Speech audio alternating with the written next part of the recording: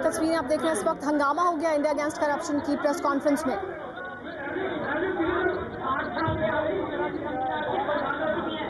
लोग आने में लगा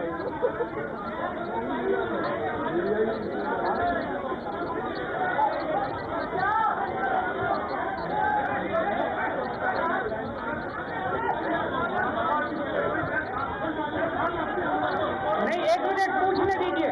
पूछिए वो आपके खिलाफ बोलो, उसको मार रहे हैं। नहीं, गलत बात। आपके खिलाफ, आप सबके खिलाफ बोल रहे हैं। आपसे बार-बार मिलता भी रहता हूँ। केजरीवाल जी, पूछिए आम आदमी अकेला, मेरा कोई नहीं रहता। पूछिए तो सही। अकेला हूँ। पूछिए। मैं कह रहा हूँ आपसे जो क्वेश्चन पूछते हैं उसमें एक वाइटल क्वेश्चन यही बनता है कि जो 20 साल से आप तक ट्रांसफर नहीं हुआ या वाइसा नहीं हुआ, वो किस केस से नहीं हुआ, बस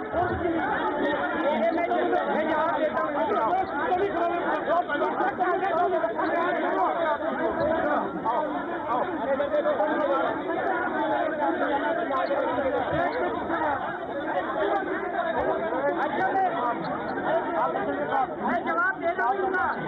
मैं जवाब दे रहा हूँ ना, सब लोग बैठ जाए। मीडिया वाले में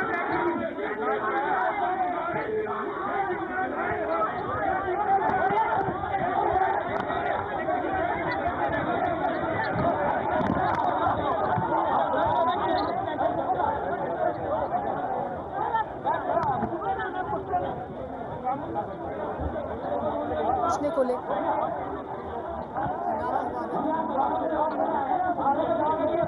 सवाल पूछने को लेकर ये हंगामा हुआ है। तस्वीरें आप देख रहे हैं अरविंद केजरीवाल की प्रेस कॉन्फ्रेंस, जहां पर एक व्यक्ति सवाल पूछना चाहता था कुछ, उसको लेकर हंगामा हुआ है। फिलहाल अरविंद केजरीवाल ने हालांकि ये कहा कि वो सवाल का जवाब देंगे। हमारे साथ विकास भदौरिया जुड़ गए। विकास, क्या हो रहा है, अगर आप हमें बता पाएं कि यहाँ पर क्या हुआ? ये देखिए, यहाँ पर जिस वक्त प्रेस कॉन्फ्रेंस चल रही थी उस वक्त एक अनजान आदमी जो कि अपने आप को आम आदमी बता रहा था, उसने सवाल पूछा और उसने सवाल शब्दों की शुरुआत सवाल की ऐसे की कि अरविंद केजरीवाल आप देश को बेवकूफ बना रहे हैं। इतना ही कहना था कि अरविंद केजरीवाल के जो समर्थक यहाँ प्रेस कॉन्फ्रेंस में मौजूद थे उन्होंने उसको रोकने की कोशिश की। तमाम मीडिया कर्मियों ने उसकी फोटो खींचने और वीडियो बनाने की कोशिश की। इसी दौरान अरविंद केजरीवाल के एक सहयोगी ने उसको पीछे से धक्का भी दिया। इसी दौरान यहाँ पर कुछ कांग्रेस के कार्यकर्ता भी मौजूद थे। जगदीश शर्मा नाम के कांग्रेस के कार्यकर्ता हैं, वो अरविंद केजरीवाल और उनके सामने पहुंच गए दौड़कर। उन्होंने नारेबाजी शुरू कर दी। अरविंद केजरीवाल हाय हाय के नारे लगाए और जूते उतार के उन्होंने अरविंद केजरीवाल की तरफ उछाले। हालांकि जूता अरविंद केजरीवाल को नहीं लगा है। 2 बार उन्होंने जूता उछालने की कोशिश की अरविंद केजरीवाल की तरफ, लेकिन भीड़ इतनी ज्यादा थी अरविंद केजरीवाल और जगदीश शर्मा के बीच में कि वो जूता अरविंद केजरीवाल को नहीं लगा। इसी बीच तमाम जो आईएसी के कार्यकर्ता थे वो जगदीश शर्मा को खींचते हुए बाहर की तरफ ले गए हैं। फिलहाल ऐसा होगा इस बात की हमें पूरी उम्मीद थी।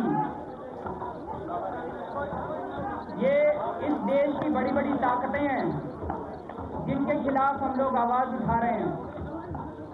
अगर आप इस देश के अंदर रॉबर्ट वाड्रा के खिलाफ आवाज उठाएंगे, सलमान खुर्शीद के खिलाफ आवाज उठाएंगे, नितिन गडकरी के खिलाफ आवाज उठाएंगे और आज अगर रिलायंस, प्रधानमंत्री और बीजेपी के बीच की साठगांठ का खुलासा करेंगे तो आपके साथ इस तरह का बर्ताव किया जाएगा, ऐसी हमें पूरी उम्मीद है। लेकिन अगर इन लोगों को लगता है कि ये सब करके वो हमारी आवाज को दबा देंगे तो ऐसा नहीं होने वाला। हम बोलते रहेंगे, हम भ्रष्टाचार के खिलाफ आवाज उठाते रहेंगे।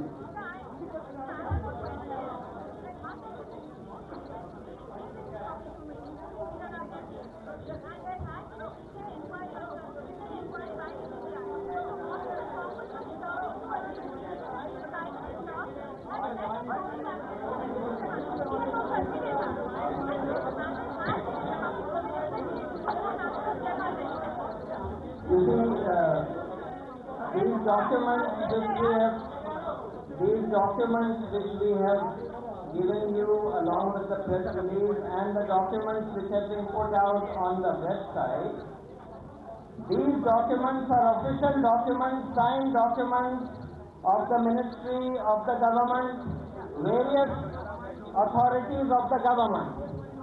These have not so far been published, though some reports about many of these facts have appeared in different places at different times. But the ouster of Mr. Jayapal Reddy and these documents which show that he was resisting and actively resisting these two things, or doing these two things. One, resisting this price increase from $4.2 to $14 which Reliance was demanding. Secondly, penalizing them or seeking to penalize them for the willful reduction in the production of gas which was causing a huge loss to this country. It is because of this that he has been transferred. These documents show that unequivocally established that he was fighting Reliance tooth and nail, that the Prime Minister in fact had been intervening on behalf of Reliance, or virtually on behalf of Reliance, asking for the matter to be referred to the opinion of the Attorney General, then asking for the matter to be referred to the EGOM, etc., when normally the views of the Ministry of Petroleum should have been final in this matter.